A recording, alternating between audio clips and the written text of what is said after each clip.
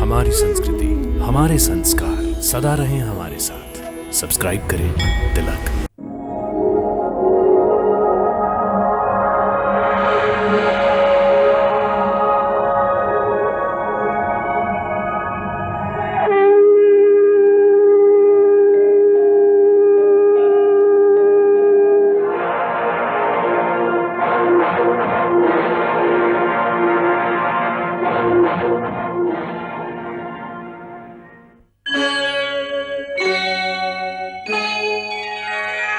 कृष्णा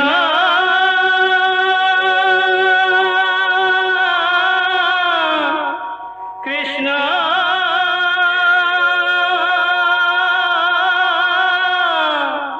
हरे कृष्णा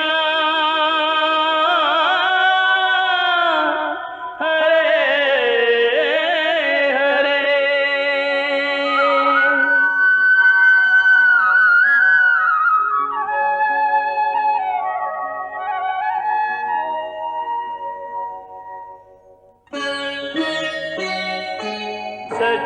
सच्चिदानंद रूपाय विश्वोत्पत्त्यादि Hathaway तापत्रय विनाशाय श्री कृष्णाय वयं नमः।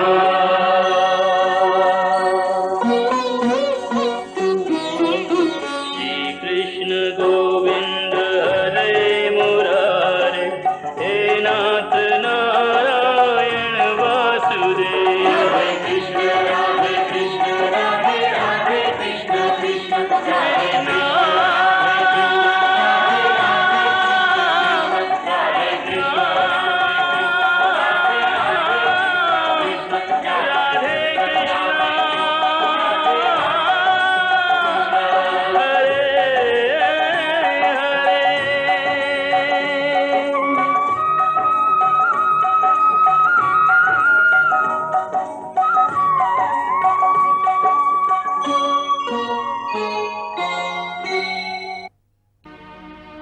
हे मधुसूदन, परस्पर विरोधी विचारों की आक्रमण से मेरी मति भ्रमित हो गई है।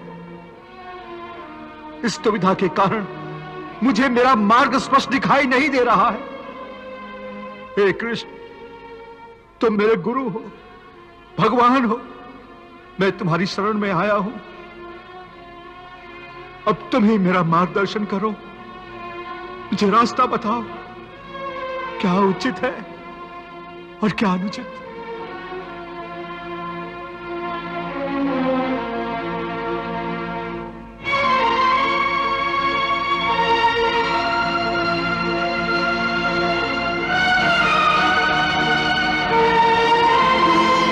करुण अश्रुपूरित नयन, व्याकुल विचलित जान, संबोधित कर पार्थ को यूं बोले भगवान,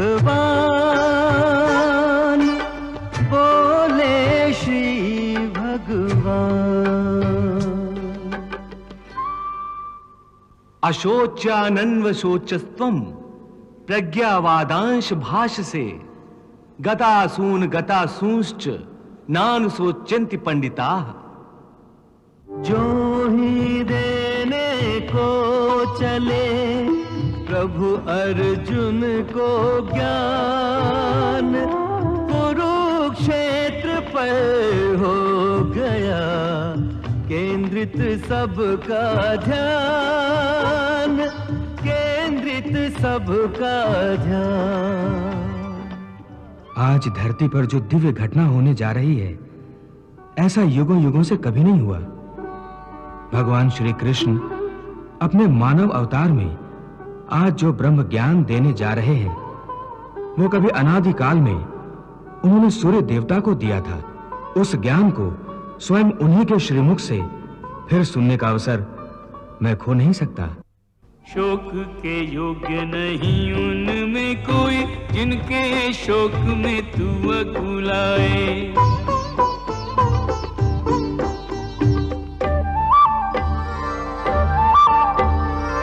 पंडितों जैसे बोले वचन और सच्चे ज्ञान से आंख चुराए। देह के दीप में प्राणों की ज्योति,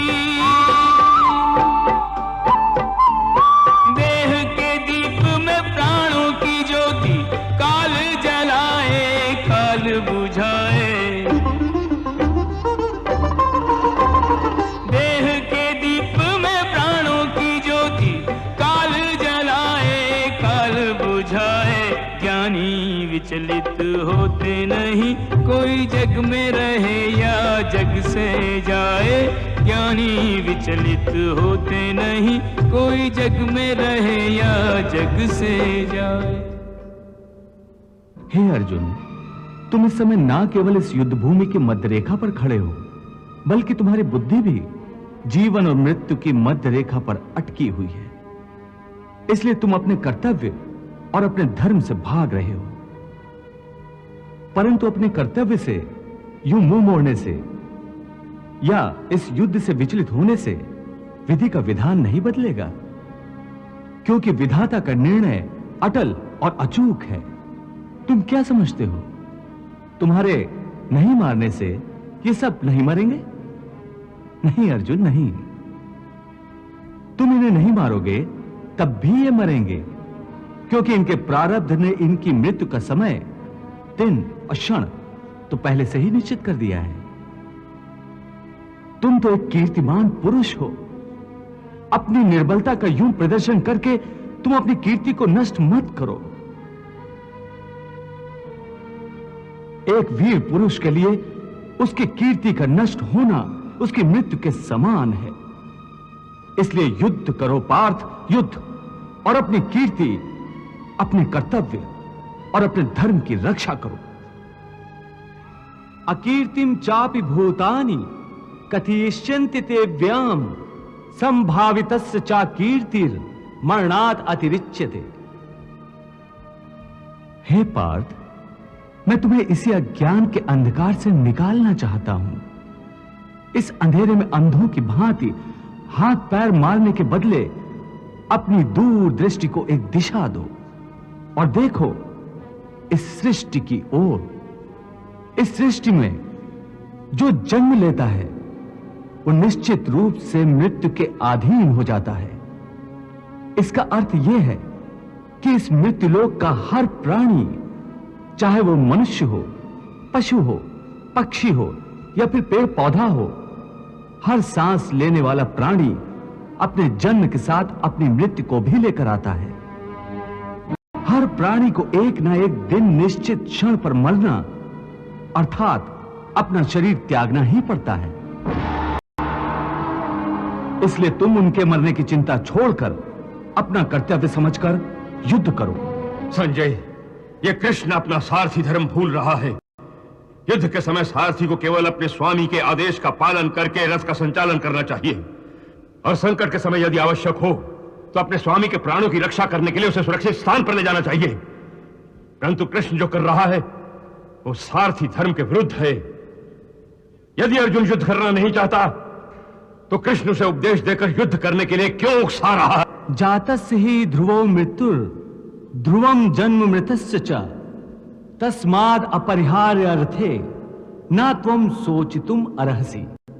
ये ठीक है कृष्णा कि उनके प्रारब्ध में मरना लिखा है, परंतु उसका माध्यम मैं क्यों बनूं? यदि पितामह की मृत्यु का समय आ गया है तो वो अवश्य मर जाएंगे, परंतु मैं अपने हाथों से उन्हें क्यों मारूं? तो ठीक है, मत मारो, परंतु पहले मुझे ये तो बताओ कि कौन है तुम्हारे भीष्म पितामह? कहां है तुम्हारे भीष्म पितामह? ये क्या पूछ रहे हो कि भीष्म पितामह कहां है, कौन है? तुम्हें दिखाई नहीं देते क्या? वो सामने ही तो है खड़े भीष्म पितामह। वो जो रथ के ऊपर खड़ा है? हाँ, वही तो। पर वो जो रथ के ऊपर खड़ा दिखाई दे रहा है पार्थ, वो तो केवल भीष्म पितामह का शरीर है। मैं पूछता हूं असली भीष्म पितामह कौन है, कहां है? हे कृष्णा, तुम्हारी बात मेरी समझ में नहीं आ रही है। वो जो दिख रहा है वो भीष्म पितामह नहीं है, केवल शरीर है। इसका अर्थ है कि भीष्म पितामह कोई और है। अवश्य, यही तुम्हें समझा रहा हूं मैं। देखो ध्यान से, देखो उस शरीर में जो प्रकाश है जिसे आत्मा कहते हैं,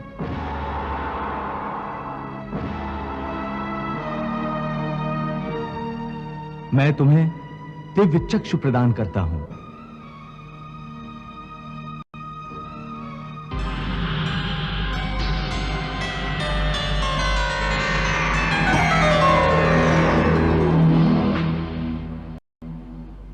इन दिव्य चक्षुओं से देखो उस आत्मा को।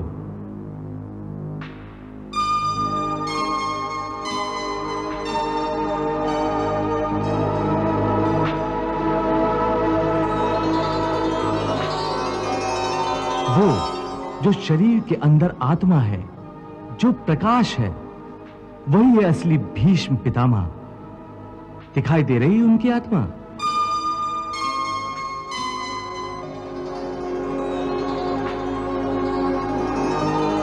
हाँ केशव, एक प्रकाश रूपी आत्मा दिखाई दे रही है। बहुत अच्छा।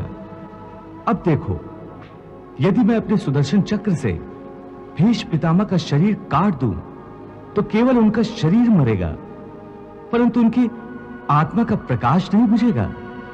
देखो, मैं तुम्हारे इन दिव्य चक्षुओं को यह दृश्य सजीव करके दिखाता हूं।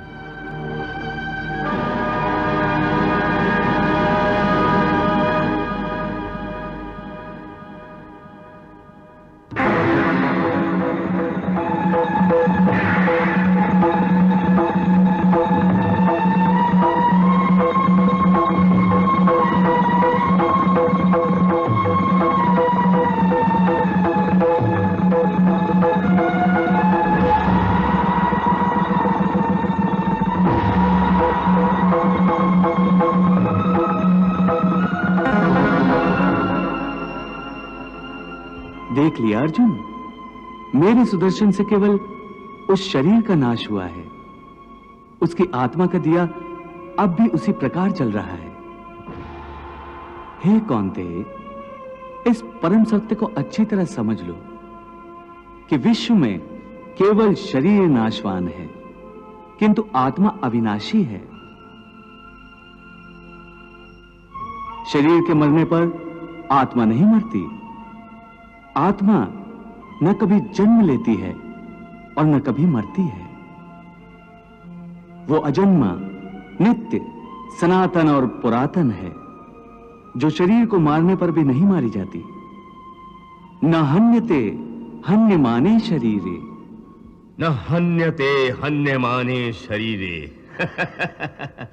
कृष्ण का तत्व ज्ञान सुनने को बड़ा अच्छा लगता है। हे पार्थ, इस संसार में दो ही वस्तुएं हैं, एक शरीर और दूसरा उस शरीर में रहने वाला शरीरी।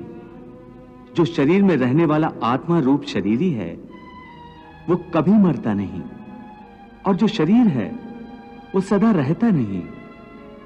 आत्मा एक शरीर छोड़ता है और दूसरा शरीर धारण कर लेता है, बिल्कुल वैसे ही जैसे मनुष्य पुराने कपड़े उतार कर नए कपड़े धारण कर लेता है। वासांस जीर्णानि यथा विहाय नवानि गृह्णाति नरोपराणि तथा शरीराणि विहाय जीर्णान्य अन्यानि संन्याति नवानि देहि। हे महाभाग, ये देह का त्याग, पुराने वस्त्र उतारने जैसा। जीवात्मा का नूतन जन्म, नए परिधान के धारने जैसा।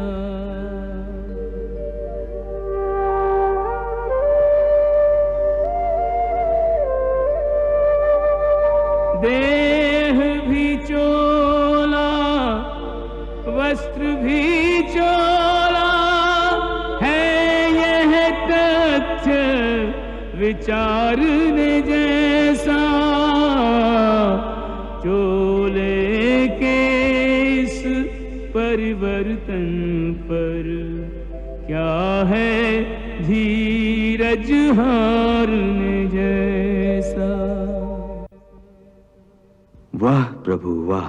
हे पार्थ, केवल इतना समझ लो कि मृत्यु एक दरवाजा है जिसके अंदर जाते हुए आत्मा पुराना शरीर छोड़ देती है। वास्तव में मृत्यु और जन्म के दो दरवाजे हैं जो एक दूसरे के आमने सामने हैं। प्राणी जब मृत्यु के दरवाजे पर पहुंचता है तो उस शरीर की मृत्यु हो जाती है। फिर आत्मा का प्रकाश उस शरीर को छोड़कर आगे चला जाता है और फिर वो प्रकाश नए जन्म के दरवाजे में प्रवेश करता है, जहां जीवात्मा को फिर से एक नया शरीर प्राप्त हो जाता है।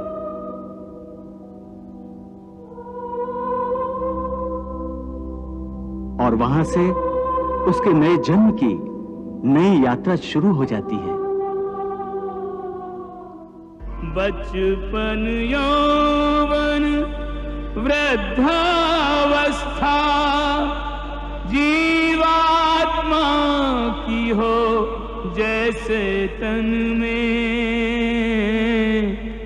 वैसे ही लेकर नूतन जन्म प्रवेश करे वो नए जीवन में। वाह वाह, आज तो श्री कृष्ण के श्री मुख से ज्ञान की गंगा बह रही है। इस गंगा में तो अर्जुन डूब ही जाएगा और ये कृष्ण उसका बुद्धि भेदन करके ही छोड़ेगा। परमात्मा का अंश है आत्मा, परमानंद लुटावे हो तब तक विचरे परमात्मा में, जब तक जा न समावे हो।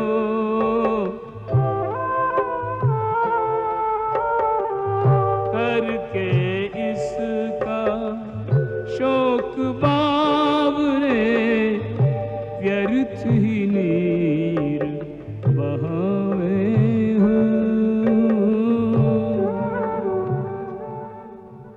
ये सब समझकर तुम्हें ना किसी के मरने का शोक मनाना चाहिए और ना किसी के ना मरने की खुशी का प्रदर्शन करना चाहिए। न जीने की खुशी मनाओ, न किसी के मरने का दुख मनाओ। भला ये भी कोई बात हुई? मनुष्य दुख सुख के अनुसार प्रतिक्रिया प्रकट नहीं करेगा तो फिर जिएगा कैसे? और फिर उसमें और किसी पत्थर की मूर्ति में अंतर ही क्या रह जाएगा? पार्थ, प्राणी के शरीर का एक अदृश्य अंग है मन, जो दिखाई नहीं देता, परंतु वही सबसे शक्तिशाली हिस्सा है शरीर का। हे पार्थ, प्राणी के लिए आवश्यक है कि प्राणी अपने मन को काबू में करके अपने अंतर में झांक कर आत्मा को देखे। तब उस आत्मा के अंदर उसे परमात्मा का प्रकाश स्पष्ट दिखाई देगा।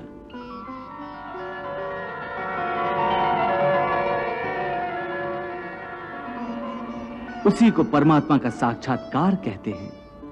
तुम तो कहते हो कि अपने अंतर में झांक कर आत्मा को और उस आत्मा में प्रकाशित परमात्मा को पहचानो, अर्थात आत्मा से अलग कोई और है जो आत्मा को पहचानेगा। ये किसको कह रहे हो कि आत्मा को पहचानो? कौन पहचानेगा अंतर की आत्मा को? तुम्हारा मन। मन? हाँ, तुम्हारा मन। परंतु तुम तो कहते हो कि मन माया के भ्रमजाल में फंसाकर प्राणी को बहुत नाचना चाहता है, फिर वह आत्मा और परमात्मा की ओर क्यों ले जाएगा? तुमने ठीक प्रश्न किया अर्जुन। उसका उत्तर यह है कि जब तक तुम अपने आप को मन और विषयों के अधीन रहने दोगे, तब तक वो तुम्हें नाच नचाता रहेगा। हे पार्थ, मनुष्य का शरीर एक रथ की भांति है।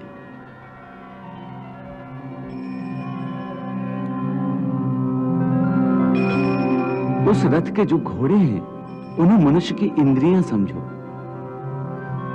उन इंद्रियों को, घोड़ों को जो सारथी चलाता है, वो सारथी ही मन है। और उस रथ में बैठा हुआ जो उस रथ का स्वामी है, वही आत्मा है। मनुष्य की इंद्रियां अपने विषयों की ओर आकर्षित होती रहती हैं।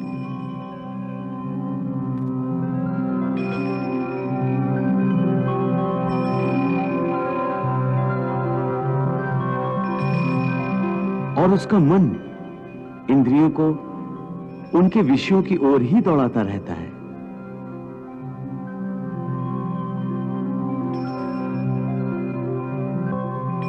यह तभी तक हो सकता है जब तक जीवात्मा अपने मन को अपने काबू में ना लाए। जब तक मन काबू में नहीं आएगा, वो इंद्रियों को उनके विषयों की ओर ही दौड़ाता रहेगा। विषय उनको बुलाते हैं, इंद्रियां उनकी तरफ भागती हैं, और मन जीवात्मा की परवाह किए बगैर रथ को उस ओर लिए जाता है। परंतु जब तुम स्वयं मन के अधीन न रहकर मन को अपने अधीन कर लोगे, तो वही मन एक अच्छे सारथी की तरह तुम्हारे शरीर रूपी रथ को सीधे प्रभु के चरणों में ले जाएगा।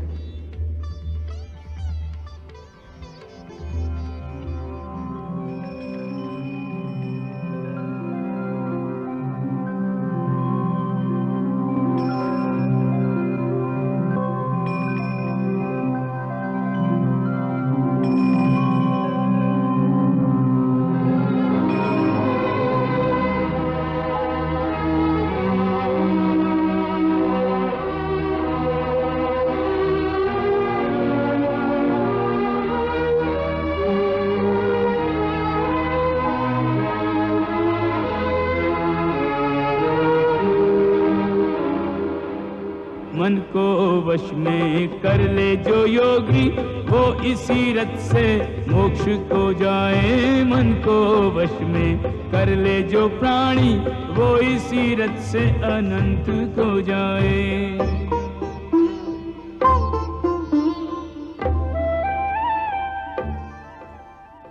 ज्ञान ही मनुष्य के हृदय में वैराग्य पैदा कर सकता है, और वही सच्चा ज्ञान मैं तुम्हें प्रदान कर रहा हूं।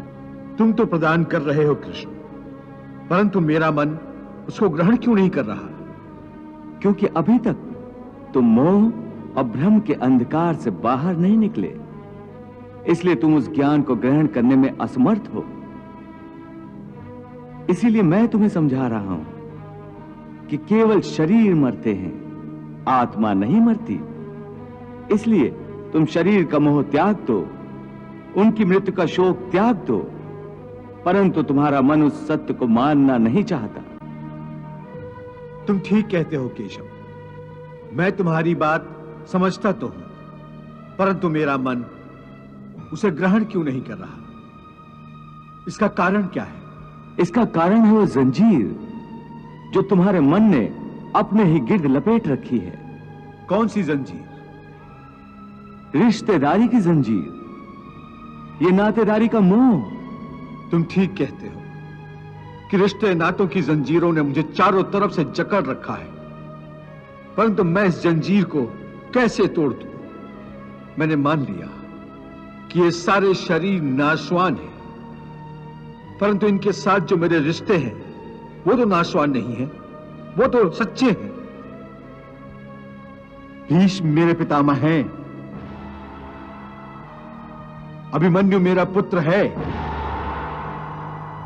महाबली भीम मेरा सहोदर भाई है। ये रिश्ते तो सच्चे हैं। भले इन सब के शरीर मर जाएंगे, परंतु इन सब के साथ जो मेरे रिश्ते हैं वो तो नहीं मरेंगे। जैसे आज मेरे पिता महाराज पांडु का शरीर नहीं है, परंतु मेरे पिता आज भी महाराज पांडु हैं। पिता पुत्र का तो वो पवित्र रिश्ता समाप्त नहीं हुआ, इन रिश्तों की पवित्रता पर मैं कैसे प्रहार करूं? अर्जुन, ये रिश्ते, ये नाते सब इस जन्म के हैं। इस जन्म से पहले या इस जन्म के पश्चात इन रिश्तों का कोई अस्तित्व नहीं रहता। ये काका, मामा, भाई, पुत्र, पितामह पिछले जन्म में कहां थे? तुम्हारे क्या लगते थे? और अगले जन्म में ये क्या होंगे, कहां होंगे? इसका उत्तर है तुम्हारे पास? नहीं केशव, पिछले जन्म में जब तुम्हारी मृत्यु हुई होगी,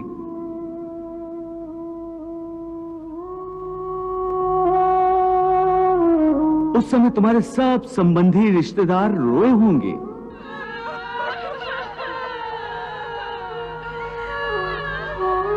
तुम्हारी पत्नी ने, तुम्हारे पुत्रों ने बहुत विलाप किया होगा।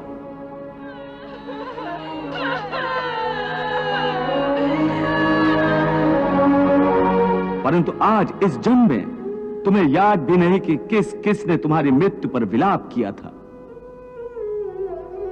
आज तुम्हारे लिए उनका या उनके रोने धोने का कोई मोल नहीं। इसलिए समझा रहा हूं कि ना किसी के मरने का शोक करो, ना किसी के साथ नाता टूटने का दुख मानो। वैसे भी मेरी माया इतनी प्रबल है अर्जुन कि जिन्हें तू समझता है कि तेरी मृत्यु के बाद शोक करेंगे, सारा जीवन रोते रहेंगे, वो भी असत्य है। मेरी माया के प्रभाव से थोड़े ही दिनों के बाद उन रोने वालों को तू फिर हंसता खेलता देखेगा।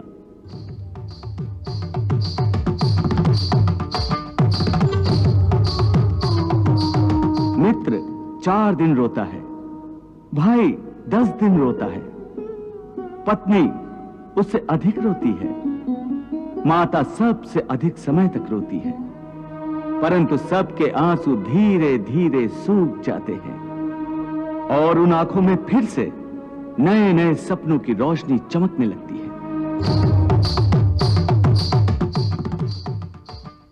हे अर्जुन, ये रिश्ते शरीर के जन्म के साथ पैदा होते हैं और शरीर की मृत्यु के साथ मर जाते हैं। इसलिए इन रिश्ते नातों के चक्रव्यूह से बाहर आ जाओ। आत्मा अमर है, इस अमर सत्य को पहचानो। रिश्ते तो बदलते रहते हैं।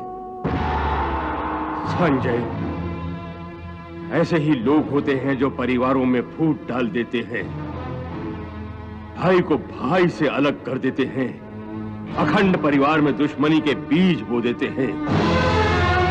ये कृष्ण तो बातों का धनी है।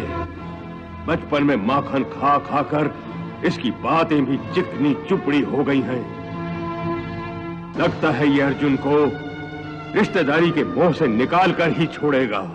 अब मैं तुम्हें कर्म योग के विषय में वो गूढ़ विधि बताऊंगा जिसके द्वारा तू कर्म करता हुआ भी कर्म के बंधनों से मुक्त रहेगा। सुख दुखे समे कृत्वा लाभा लाभो जया जयो ततो युद्धाय युजस्व नैवम पापम अवाप्स्यसि। पार्थ जय पराजय और लाभ हानि सुख दुख को कर ले स्वीकार आज तू समान भाव से। रण अलभ्य लाभ इससे वीर को न वंचित रख, तन सज्जित होने दे रण प्रदत्त घाव से।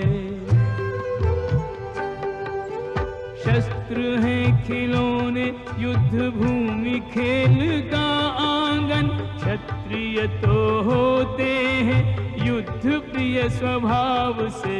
होकर कटिबद्ध धर्म युद्ध हेतु प्रस्तुत हो, यूं तू बच जाएगा पाप के प्रभाव से। यूं तू बच जाएगा पाप के प्रभाव से।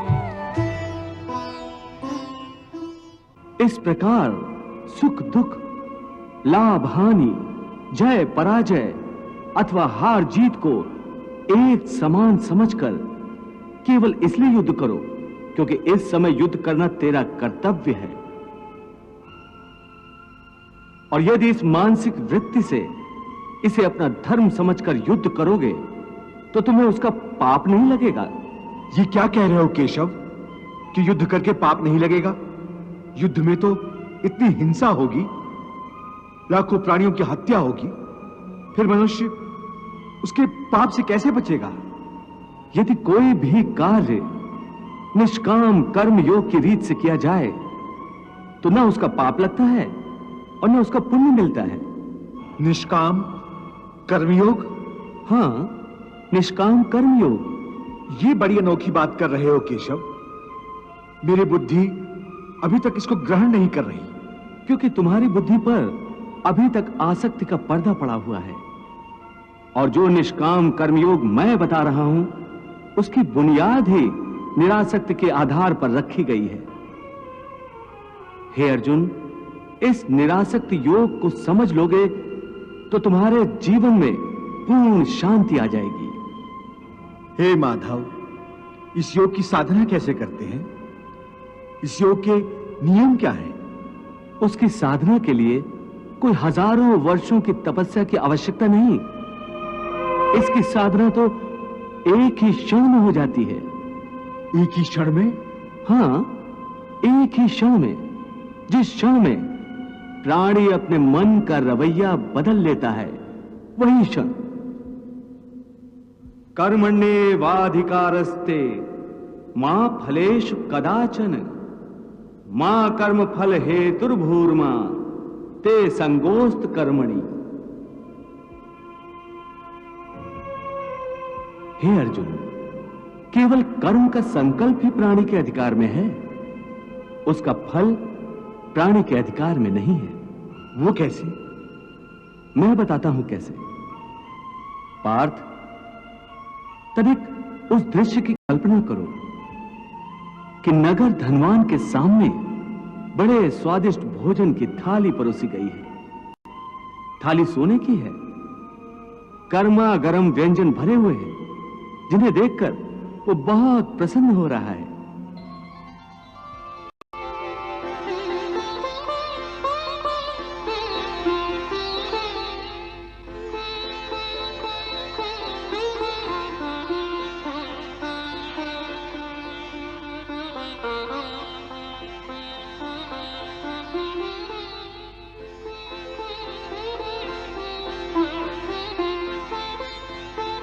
वो बड़ी प्रसन्नता से पहला निवाला उठाता है।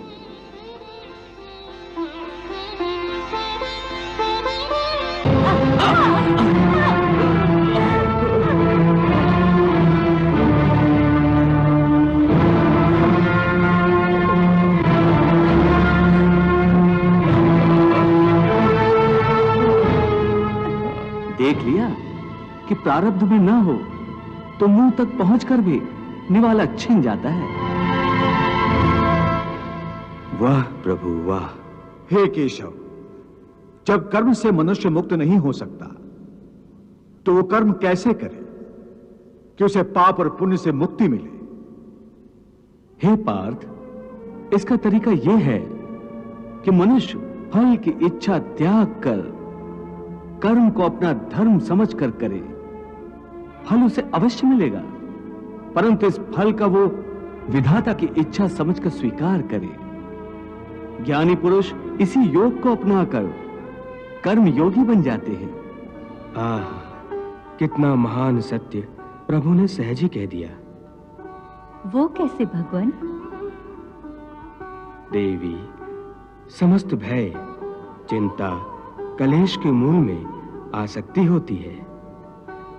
कर्मयोग फल की आसक्ति का त्याग करने को कहता है, अर्थात निष्काम होकर कर्म करने को कहता है। इससे मनुष्य को क्या लाभ होता है भगवान? लाभ यही है देवी कि कर्मयोग चित्त को शुद्ध और भयमुक्त कर देता है। हे पार्थ, ईश्वर को समर्पण करने की भावना से किया हुआ कर्म फल प्राप्ति की कामना से किए हुए कर्म से कई गुना अधिक श्रेष्ठ है। ज्ञानी पुरुष कर्म फल की आशा किए बिना समबुद्धि योग द्वारा कर्म करते हैं और पाप पुण्य आदि भावनाओं से मुक्ति पाते हैं। पार्थ, तुम भी ऐसी भावनाओं से मुक्त हो जाओगे जब तुम समबुद्धि कर्म का आचरण करोगे। योगस्था कुरु कर्माणि संगम त्यक्त्वा धनंजय सिद्धि असिद्ध्यो समो भूत्वा समत्वम योग उच्यते। धन्य है प्रभु, आप धन्य हैं।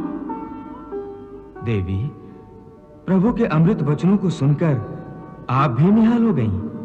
हे भोलेनाथ, इन अमृत वचनों की रिमझिम वर्षा में तो तन मन ऐसे भीज गया है कि मैं तो तृप्त हो गई हूं। देवी, आप तो केवल इन अमृत वचनों की वर्षा में भीज गई हैं, परंतु उधर अर्जुन को देखो।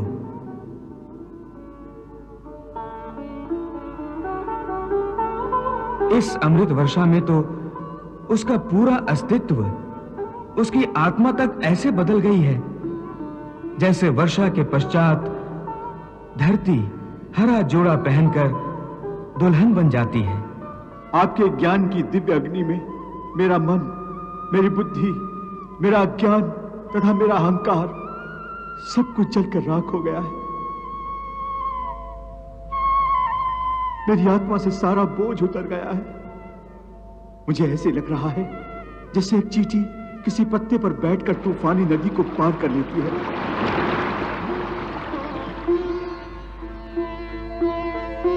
उसी प्रकार मैं आपके करुणा रूपी कमल पत्र पर बैठकर इस विशाल भवसागर के ऊपर तैर रहा हूं।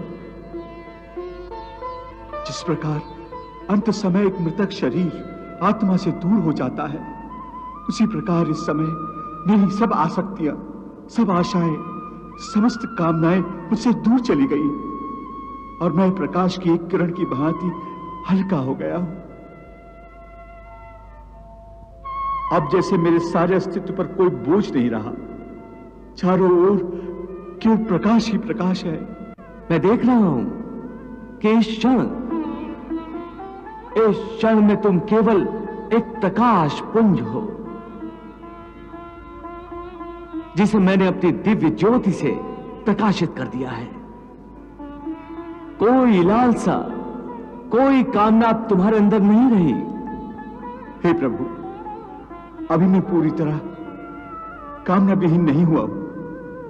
क्या कह रहे हो अर्जुन? अब भी मेरे अंदर एक कामना रह गई है जो मरी नहीं है। हे अर्जुन, ऐसी कौन सी कामना है जिसे मेरी ज्योति का तेज भी भस्म नहीं कर सका?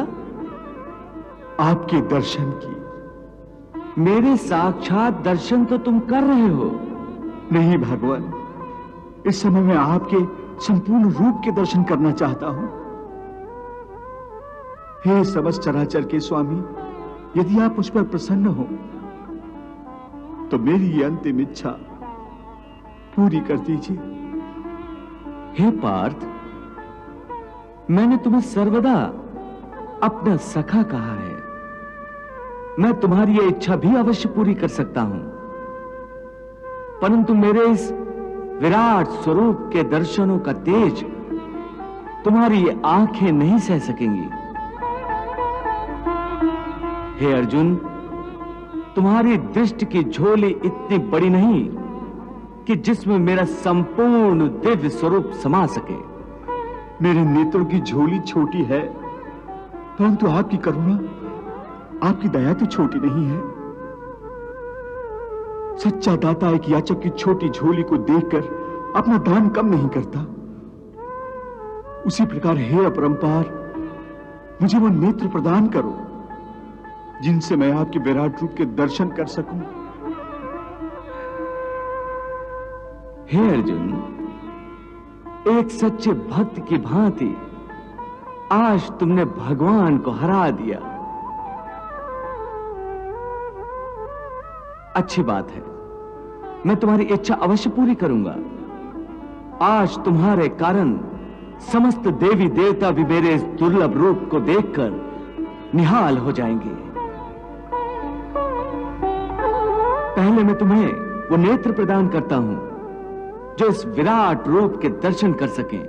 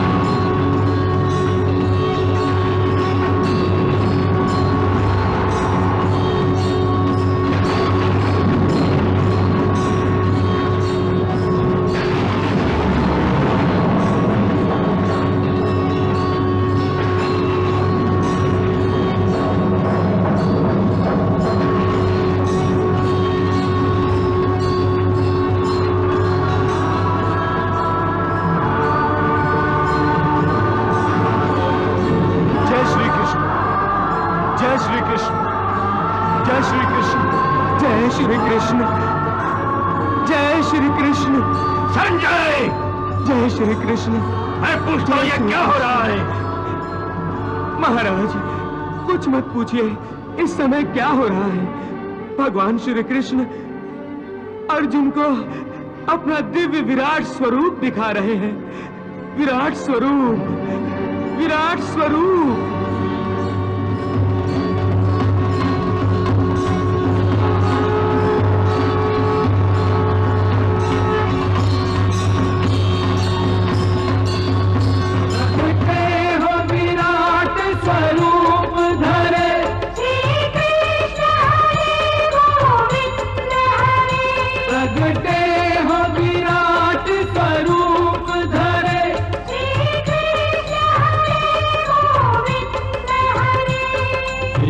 हरे गोविंद हरे श्री कृष्ण हरे गोविंद हरे श्री कृष्ण हरे गोविंद हरे श्री कृष्ण हरे गोविंद हरे।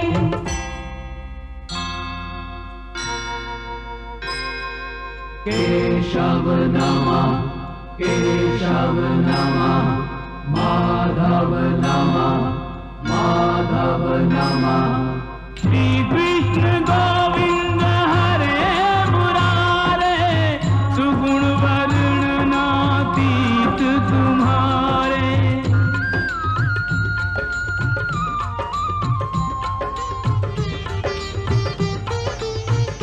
विराट स्वरूप त्रिभुवन राया तुम्हारी जय जय त्रिभुवन राया। धन्य है यह विराट तम रूप धन्य है यह विराट तम रूप जिसमें ब्रह्मांड विराट समाया। तुम्हारी जय जय त्रिभुवन राया।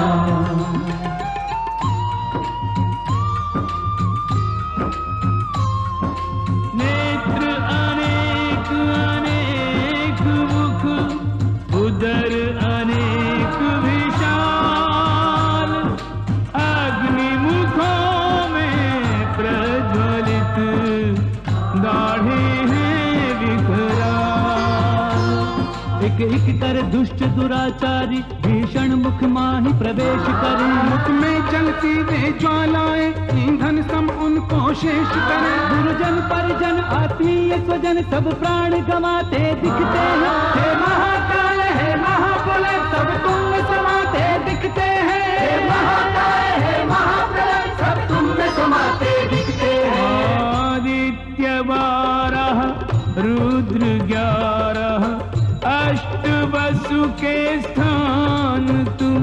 गंधर्व दिक्पति यक्ष नगपति सबका रखते ध्यान तुम।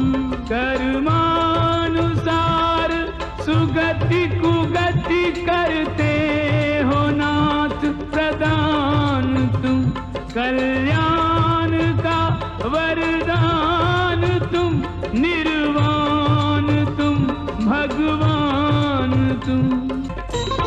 अगम्य अपार सार के सार, अगम्य अपार सार के सार, आप ही जानो आपकी माया। विराट स्वरूप त्रिभुवन राया, तुम्हारी जय जय त्रिभुवन राया। हो प्रभु हम मृत्युलोक के प्राणी, निर्बल याचक और अज्ञानी। कृष्ण हरे गोविंद हरे, मोहन माधव कृष्ण हरे। हो मन में प्रेम के दीप जला दो, द्वेष मिटा दो, बैर मिटा दो।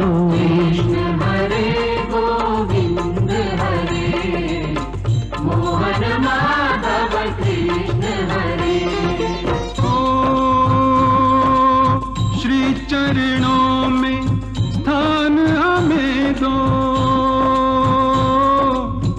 भक्ति का वरदान हमें दो। कृष्ण हरे गोविंद हरे, मोहन माधव कृष्ण हरे। ओ बनी रहे तुम्हारी ठकुराई, चाकर रखो दो सेवकाई। कृष्ण हरे गोविंद हरे, मोहन माधव कृष्ण हरे। ओ सेवा का फल बस यही मांगे, जन्म जन्म तुम पद अनुरागे। कृष्ण हरे गोविंद हरे, मोहन माधव कृष्ण हरे। कृष्ण हरे गोविंद हरे, मोहन माधव कृष्ण हरे। कृष्ण हरे गोविंद हरे, मोहन माधव कृष्ण हरे। कृष्ण हरे गोविंद हरे, मोहन माधव कृष्ण हरे। कृष्ण हरे गोविंद हरे, मोहन माधव कृष्ण हरे। हरे कृष्ण कृष्ण कृष्ण हरे हरे, हरे कृष्ण कृष्ण कृष्ण हरे हरे, हरे कृष्ण कृष्ण कृष्ण हरे हरे, हरे कृष्ण कृष्ण कृष्ण हरे हरे, हरे कृष्ण कृष्ण कृष्ण हरे हरे, हरे कृष्ण कृष्ण कृष्ण हरे हरे। कृष्णा